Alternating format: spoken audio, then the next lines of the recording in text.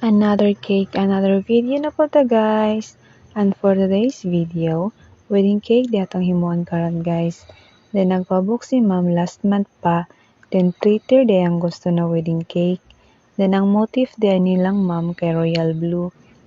Then as usual nga akong ginahimo guys, ga first coat gid ko una og white icing.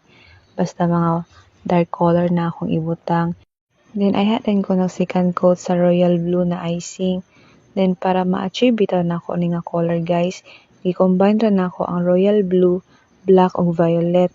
Gitansya-tansya lang nako siya para ma-achieve ni nga inani nga color. Dayon sa top tier, gi-plain white ra nako siya guys.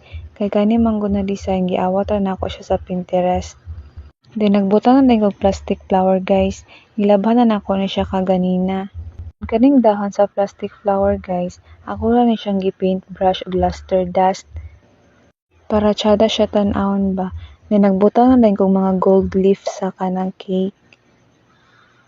Then ang size din sa tong cake karon guys kay 8 by 6.5, 6 by 6 o 4 by 7.5. Then nara din atong wedding cake guys. Salamat sa pagtan-aw.